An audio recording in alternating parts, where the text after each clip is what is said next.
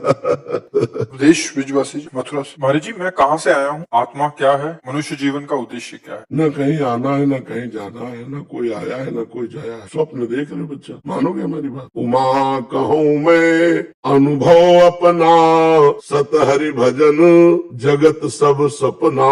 अब सपने जो सिर काटे कोई, बिन जागे दुख दूर न होई।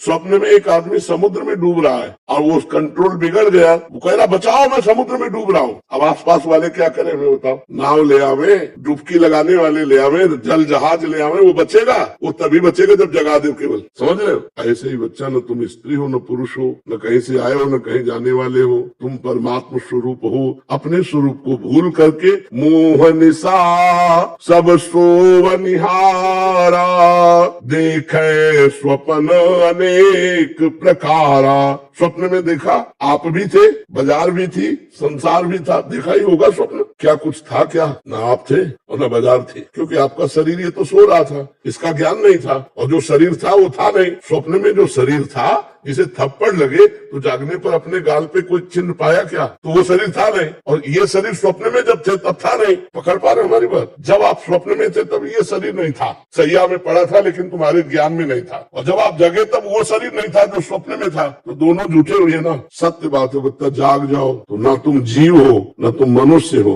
तुम स्वयं परमात्मा स्वरूप। तत्वम असि, तत्व माने परमात्मा, त्वम माने तुम, असि माने है, तू वही है। न कहीं आना, न कहीं जाना। और जब तक ये नहीं जानोगे तो जबरदस्ती आना जाना होता रहेगा। जैसे स्वप्न में अगर लाठी चल रही तो पीड़ा वैसे ही हो रही है, और कहीं एक छड़ी नहीं छुई गई। अगर चाकू मार रहे तो पूरा वैसे पीड़ा हो रही, कहीं घाव नहीं मिलेगा जगने के बाद। तो बच्चा, हम लोग माया से भ्रमित होकर कर्म परंपरा में फंस गए हैं। नाम जप करो, शास्त्र स्वाध्याय करो, सत्संग करो। तुम आत्म स्वरूप परमात्मा स्वरूप हो। तुमने भ्रम से अपने को देह मान लिया है, ये तुम्हें छोड़ना है। तुम छोड़ दो, न कहीं आना न कहीं जाना। तुम परमात्मा स्वरूप, तुम सर्वव्यापी तत्व तुम ही हो, कोई और नहीं है। पर इसके लिए साधना करनी पड़ेगी। जैसे दूध में घी है, आप पूरी नहीं पका सकते हैं? और है घी, पूरी पकाने वाला पदार्थ है। उसकी एक प्रक्रिया है। दूध को गरमाओ, दही जमाओ, फिर मक्खन निकालो, फिर उससे घी। ऐसे तुम परमात्मा स्वरूप हो, लेकिन इसकी प्रक्रिया है। जब तक साधना नहीं करोगे तब तक जैसे दूध में घी है लेकिन पूरी नहीं पका सकते, ऐसे तुम ही ब्रह्म हो, तुम ही परमात्मा स्वरूप हो। लेकिन दुर्गति से नहीं बच सकते। तुम्हें नरक जाना पड़ेगा, तुम्हारे शरीर में रोग होंगे, तुम्हें पीड़ा होगी, तुम्हें चिंता होगा, तुम्हें शोक होगा। इसीलिए साधना एक प्रक्रिया। जैसे मेहंदी के रेसे रेसे में लालिमा है, और पूरे पेड़ को फाड़ कर देख लो, कहीं लालिमा दिखाई दे तो हमें बताओ? न उसकी त्वचा में, न उसके पत्ते में। उसकी एक प्रक्रिया है। उसको बांटो और बांट करके अपने हाथ में रखो। 30 मिनट के बाद धो लो, हाथ तुम्हारा लाल मिलेगा। ऐसे ही परमात्मा तत्व तुम हो, पर उसकी साधना करो, तब उसको समझ। हमारी बात समझ रहे? हाँ, कहीं से आए गए नहीं हो। एक स्वप्न चल रहा, बड़ा स्वप्न, दीर्घ स्वप्न। उमा कहूँ मैं अनुभव अपना, सत हरि भजन जगत सब सब। ये स्वप्न देख रहे हो आप। ध्रुपद अमेरिका से। महाराज जी, आज लाखों लोग भारत से बाहर रहते हैं, अन्य देशों में। वहाँ अपने बच्चों को ठाकुर जी की भक्ति में कैसे लगाएं? समस्या तो है, क्योंकि वातावरण का प्रभाव पड़ता है। जैसे सर्दी है तो सबको पड़ रही ना, तो ऐसे विलासिता के परमाणु विदेशों में ज्यादा पाए जाते हैं। भोगानंद की बाहुल्यता है, आप खुद देख रहे हैं। रसेंद्री जनेन्द्री के भोगों की प्रधानता के खेल ज्यादा है। अब वहाँ के मिट्टी में ही संस्कार है। ऐसे होता ना वायुमंडल। जैसे हमको एक बार चित्रकूट हम भ्रमण करते हुए गए, तो एक परिचय के संत है, उन्होंने ले जाकर एक आसन पर हमको लिटाया और 3-4 संत बैठ गए। थोड़ी देर बाद हम उठे, हम कहा यार ये तो बहुत गंदे परमाणु है। तो उनका यही जानने के लिए हम लोग बैठे थे। बोले हाँ, ऐसा ऐसा ऐसा ऐसा हुआ था। तो हम कहा, थोड़ी देर लेटते ही उसके परमाणुओं का प्रभाव आ गया। तो जब पवित्र हृदय में उसका प्रभाव पड़ सकता है, तो अपवित्र हृदय में तो उसी रंग में रंग जाएगा। तो जहाँ एक बार घटना घटी, उस स्थान पर वो परमाणु अपना प्रभाव दिखा रहे हैं, और जहाँ बराबर भोगानंद का ही खेल हो रहा है, तो वहाँ परमाणु नहीं होंगे। पर भगवान सर्वत्र है, समान है। जैसे भारत में, जैसे विदेशों में भी है, क्योंकि भगवान तो सर्वत्र, समस्त भूमि भगवान की है। तो यदि हम भगवान का नाम जप करें, भगवान की कथा बच्चों को सुनाएं, भगवान की पूजा सेवा में उनको दर्शन करवाएं, तो उनके संस्कार बनेंगे। अगर उनके संस्कार न बने तो फिर जहाँ रह रहे हैं वहाँ के संस्कार बनेंगे। वहाँ के संस्कार भक्ति विरोधी है। जहाँ भोग बाहुल्यता होती है, वहाँ भगवत चिंतन का कहीं भी अवकाश नहीं होता। वो भोगों का चिंतन होता रहता है। जो हम क्रिया करते हैं उसके पहले चिंतन होता है, चिंतन फिर संकल्प और फिर क्रिया। तो है कठिन पर असंभव नहीं है। यदि वहां भी सत्संग सुनाया जाए, नाम कीर्तन किया जाए, भगवान की लीला कथा गाई जाए, सुनी जाए, तो हमें लगता है भक्ति का रंग अवश्य चढ़ जाएगा। क्योंकि विदेशी लोग भी भक्ति करते हैं। अपने भारतीय ऋषियों की, भक्तों की वाणी के अनुसार कितने विदेशी लोग चलते हैं? नहीं चलते हैं। देखो बहुत से विदेशी लोग माला लेकर नाम जप करते हैं। अपने प्रभुपाद जी गए तो देखो, अरे बहुत से ऐसे संत महात्मा जाते हैं विदेश में और अपनी भक्ति का रंग चढ़ाते हैं। तो अगर ना चढ़ता होता रंग तो फिर नहीं चढ़ता होता, चढ़ा इसका मतलब चढ़ सकता है। तो अगर हम नाम कीर्तन, भगवान की गुण महिमा का, लीला कथा का गायन, श्रवण,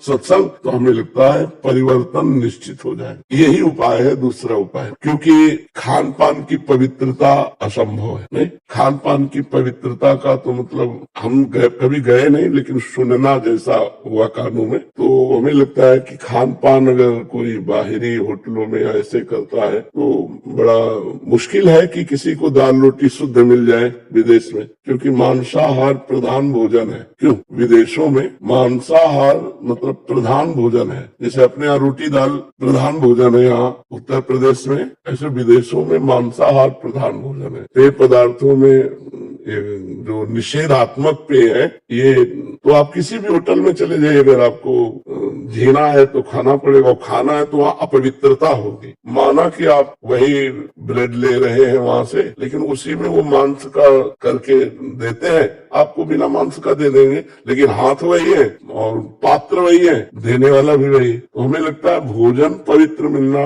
विदेश में, क्यों? हम तो कभी गए नहीं।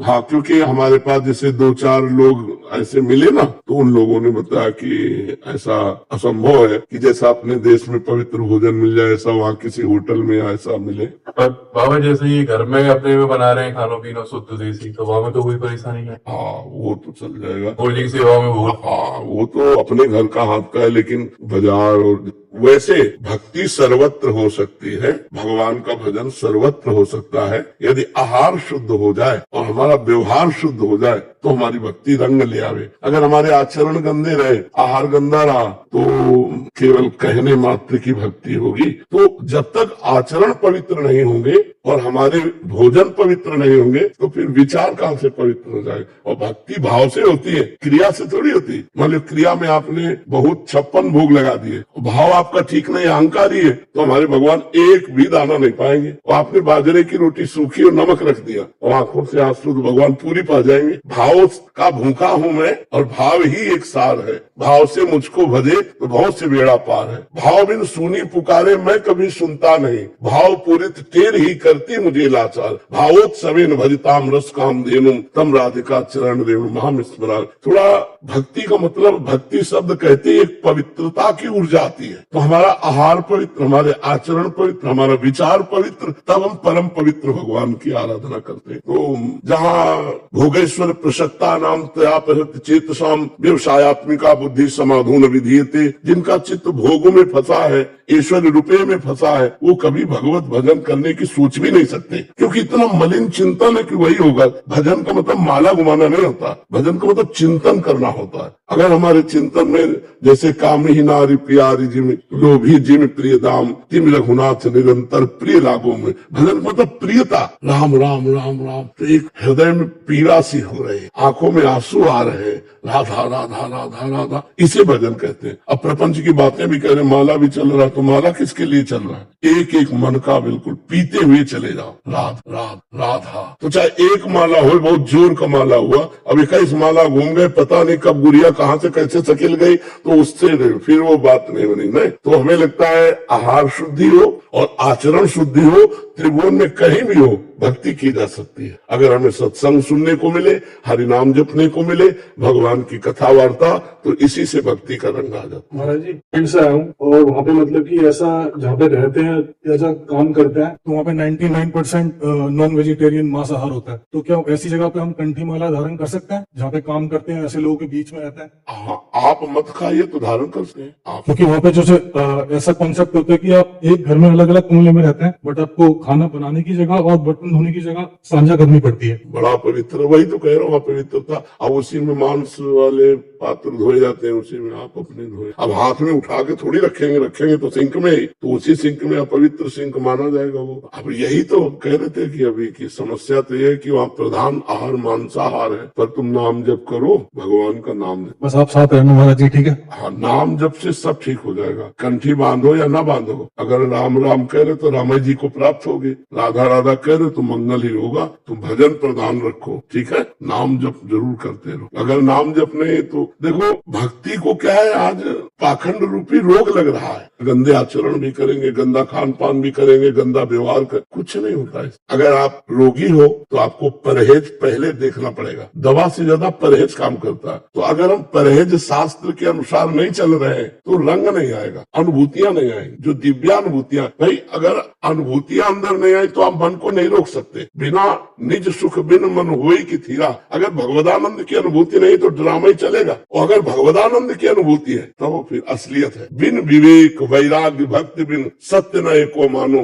भगवत विमुख कपट चतुराई सो पाखंड नहीं जानो। भक्ति को पाखंड रोग ग्रसित कर रहा है। अगर शुद्ध भक्ति थोड़ी भी हो जाए तो आनंद हृदय में आने लगे। देखो, आप भगवान का नाम कीर्तन हो रहा हो, आपका भोजन सही हो और पवित्र भाव से बैठो तो आपको रोना आने लगेगा, तब मानो कि भक्ति है। और भक्ति हो रही हो, व्यभिचार भी कर रहे हो, पराई माता बहनों की तरफ गंदी दृष्टि भी है, नाना प्रकार की वासनाएं भी पूर्ति कर, तो वो एक व्यापार हो गया, एक दम्भ हो गया। भक्ति शुद्ध वस्तु है। राजसूय यज्ञ में युधिष्ठिर जी की एक शंख रखा गया था कि जब यज्ञ की पूर्ति हो जाएगी, कोई महाभागवत पा जाएगा तो ये शंख बच जाएगा। तो ब्रह्मा शंकर, श्री कृष्ण द्वैपायन, व्यासदेव जी, परशुराम भगवान, न जाने कितने महर्षि आए थे, पूरी यज्ञ हुई लेकिन शंख नहीं बजा। तो भगवान से युधिष्ठिर जी ने कहा, प्रभु यज्ञ तो पूर्ण होने को है और शंख बजा नहीं। इतने बड़े बड़े महर्षि, ब्रह्म ऋषि, राज ऋषि सब पा गए। तो भगवान ने कहा, एक दैन्य शब्द ध्यान दो, दैन्य अकिंचन अहंकार रहित अभी भगवत प्रेमी महात्मा नहीं पाया। सबको है मैं ये हूँ, मैं वो हूँ, मैं वो हूँ, मैं हूँ। ऐसा जो दैन्य है,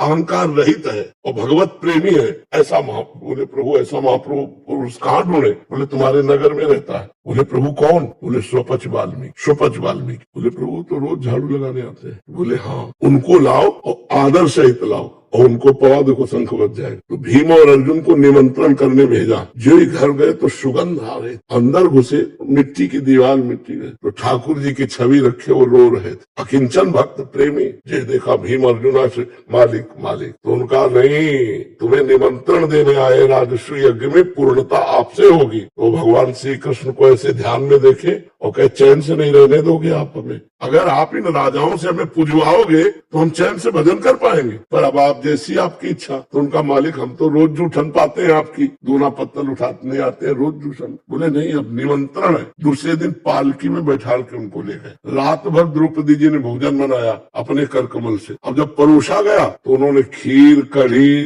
चावल, दाल सब एक मिला दिया, जो जो भी पदार्थ थे सब। द्रौपदी जी के मन में आया कि कोई राजघराने के होते तो स्वाद अलग अलग लेते, शंख नहीं बजा उनके खाने पर। युधिष्ठिर जी ने कहा, महाराज आपने कहा था सुपच वाल्मीकि के पाने पे शंख। बोले एक एक कवल पे बजना चाहिए, लेकिन तुम्हारे यहाँ किसी ने अपराध कर दिया, इनके दोष दर्शन किसी ने किया। तो द्रौपदी ने कहा, हमने इतना रात भर अलग अलग पदार्थ बनाए, इन्होंने एक में मिला करके सब, तो हमें लगा कोई राजे महाराजे के घर के होते तो स्वाद लेते। बोले दोष दर्शन, वैष्णव की जाति पर गए तुम, इतने बड़े महान भक्त, प्रणाम करो। और प्रणाम करके पूछा कि आप मिला के क्यों पाए? तो उनका, प्रभु स्वाद तो आप लेते, हम तो प्रसाद पाते हैं, हम पदार्थ का स्वाद नहीं लेते, हम तो प्रसाद पाते हैं। जो ही उन्होंने क्षमा मांगी तेरी शंख बज गया। अकिंचन दैन्य अहंकार रहित भगवत प्रेमी महात्मा मिलना बहुत दुर्लभ। हजारों धर्मात्माओं में कोई एक वैराग्यवान होता है, लाखों वैरागियों में कोई एक ज्ञानी होता है, हजारों ज्ञानियों में कोई एक ब्रह्म बोध होता है, हजारों ब्रह्म बोधों में कोई एक विदेह मुक्त जीवन मुक्त होता है, और हजारों जीवन मुक्त में माया मद से रहित भगवत प्रेमी महात्मा कोई एक होता है। इतनी दुर्लभ भक्ति है जो प्रेममयी भक्ति है, जिसमें अहंकार चूर हो गया है, जो भगवान की बात सुनते ही आंसू छलकने लगे और बस हा कृष्ण, हा राधा, हा